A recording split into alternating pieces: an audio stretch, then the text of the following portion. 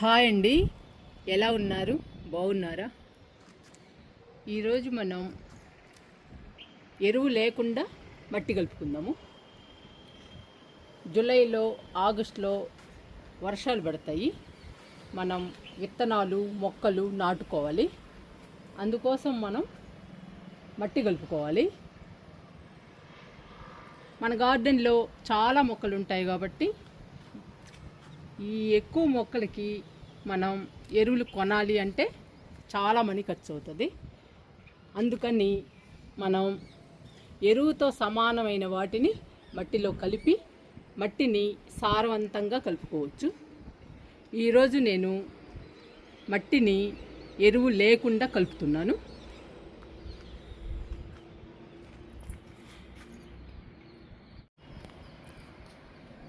ఎరువు లేకుండా మట్టిని సారవంతంగా కలుపుకోవాలి అంటే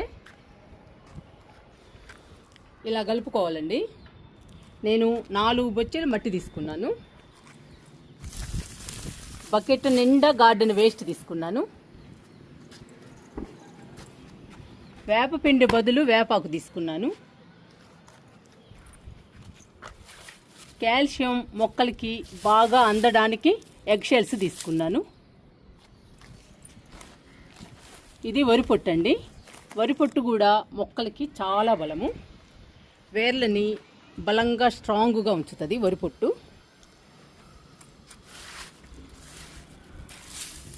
కాల్షియము ఎక్కువగా మొక్కలకు అందడం వలన మొక్కలు హెల్దీగా పచ్చగా పెరుగుతాయి.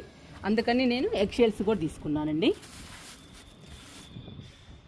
ఇంకా కలుపుకుందాము మట్టిని.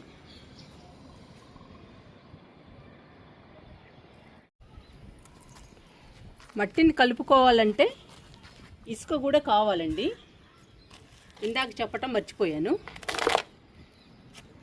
ఇసుక ఎందుకంటే మట్టిని గుల్లగా ఉంచాలంటే ఇసుక చాలా అవసరము.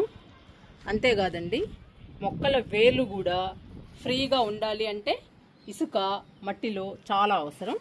అందుకని ఇసుకని కూడా కంపల్సరిగా మట్టిలో వేయాలి. ఇప్పుడు కలుపుదాము అన్ని రకాలు వేసి.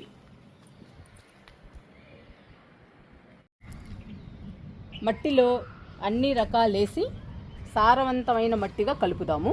ఎరువు లేకుండా మనం ఎరువు వేయటం లేదండి. అసలు మనం వేస్తున్నది గార్డెన్ వేస్ట్, ఎగ్ షెల్స్, వరి పొట్టు, ఇసుక, వేపాకులు. వీటితోనే మనం మట్టిని సారవంతంగా చేయొచ్చు. ఫస్ట్ గార్డెన్ వేస్ట్ వేద్దాము.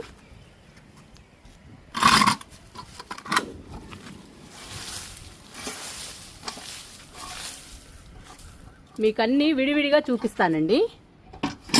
తర్వాత మొత్తం మట్టిలో కలుపుదాము. ఇదంతా గార్డెన్ వేస్ట్, ఇదంతా కంపోస్ట్ అయిపోతుందండి. అందువల్ల మనం మట్టిలో ఎరువు వేయనక్కర్లేదు, ఇదే కంపోస్ట్ అయిపోతుంది. ఈ మట్టికి ఈ కంపోస్ట్ సరిపోతుంది. మనం మట్టిని బట్టి గార్డెన్ వేస్ట్ వేసుకోవాలి. నేను ఒక బకెట్ వేసానండి గార్డెన్ వేస్ట్. ఇవి ఎగ్ షెల్స్.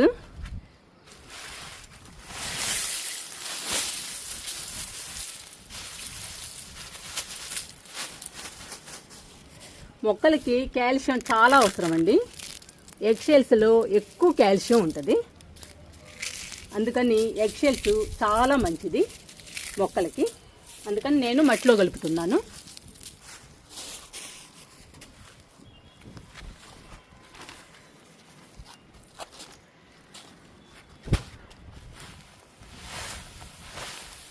ఇప్పుడు వరి పొట్టు పోస్తున్నా.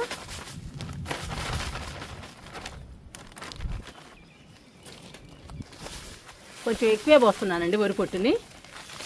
వరి పొట్టు కూడా కంపోస్ట్ అయిపోతుంది, ఎరువు అయిపోతుంది.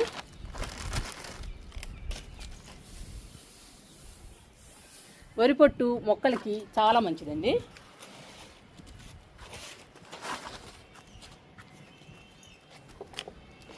ఇసుకేస్తున్నాను.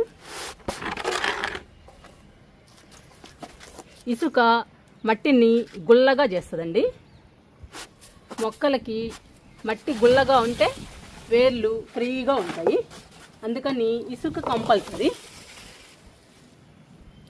ఇసుక మట్టిలో కంపల్సరీగా ఉండాలండి, అందుకని ఇసుక వేస్తున్నాను.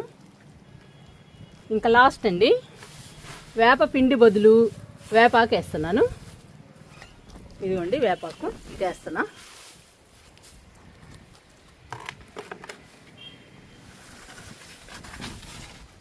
ఇవన్నీ కూడా మనం మట్టిలో కలిపేద్దాము.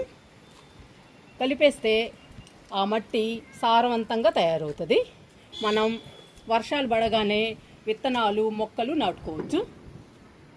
ఇంకా కలుపుదామండి ఇది మట్టిని.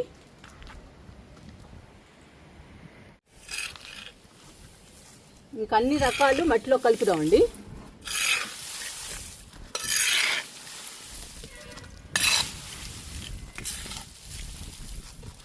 ఇలా కలుపుకోవాలి. మనం ఎరువులు లేకుండా. ఎరువులు కొనాలంటే చాలా ఖర్చు అవుతుందండి. గార్డెన్లో చాలా మొక్కలు ఉంటాయి. ఈ మొక్కలన్నిటికీ ఎరువులు కొనాలి అంటే చాలా మనీ ఖర్చు అవుతుంది. అందుకని మనం వీటన్నిటిని కలిపి మట్టిని సారవంతంగా తయారు చేసుకోవచ్చు ఎరువులు లేకుండా. నేను ఇలానే తయారు చేస్తానండి మొక్కలకి మట్టిని.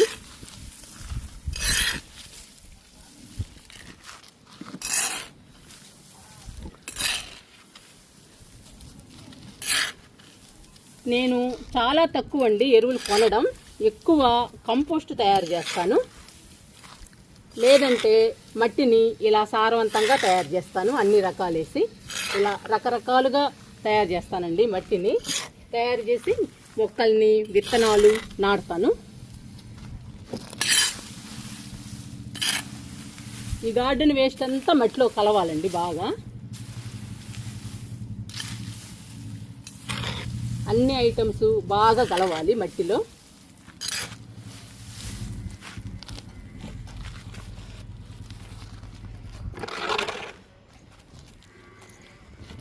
ఈ వేపాకు కూడా కలుపుతున్నాను. ఇదంతా వేపాకండి. మనం వేపపిండి బదులు వేపాకు వేసాము. వేపాకైతే కొనే పని ఉండదండి, వేపపిండి మాత్రం కొనాల్సిందే. ఈరోజు ఏవి కొనకుండా మనకి దొరికేయే మట్టిలో వేసానండి అన్నీ.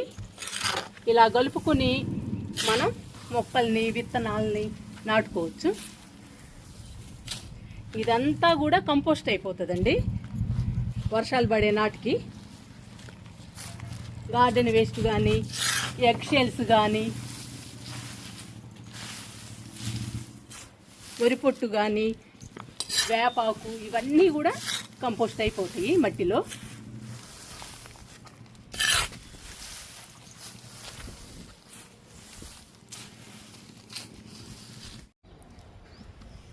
మట్టిని ఇలా కలుపుకోవాలండి.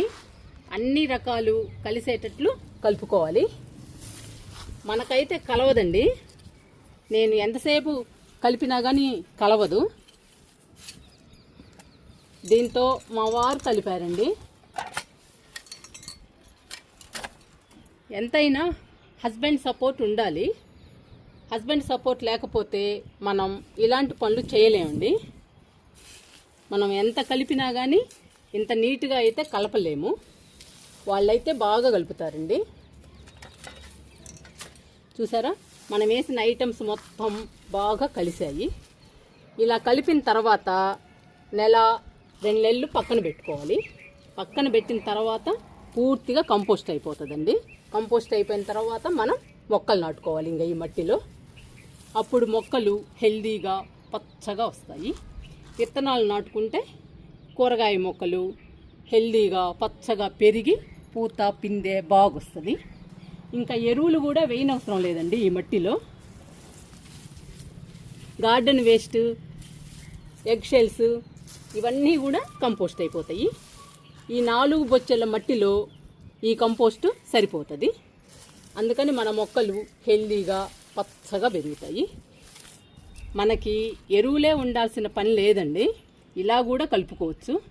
ఇలా కలుపుకున్నా కూడా మట్టి సారవంతంగా తయారవుతుంది. మన మొక్కలు ఆరోగ్యంగా పెరుగుతాయి. నేను కొన్నిసార్లు ఇలా చేస్తానండి, కొన్నిసార్లు కంపోస్ట్ తయారు చేసి కంపోస్ట్ను కలుపుతాను మట్టిలో. రకరకాలుగా చేస్తానండి నేను. మీరు కూడా ఎరువులు కొనకుండా ఇలా తయారు చేసుకుంటారని ఈరోజు వీడియో చేస్తున్నాను. మీరు కూడా ట్రై చేయండి ఇలా మట్టి కలుపుకోవడానికి. మొక్కలు మాత్రం మన గార్డెన్లో ఎలా ఉన్నాయో అలా ఉంటాయండి, పచ్చగా హెల్దీగా. చూశారుగా మన గార్డెన్లో మొక్కలు ఎంత పచ్చగా ఉన్నాయో, అలానే ఉంటాయండి ఈ మట్టిలో నాటుకుంటే.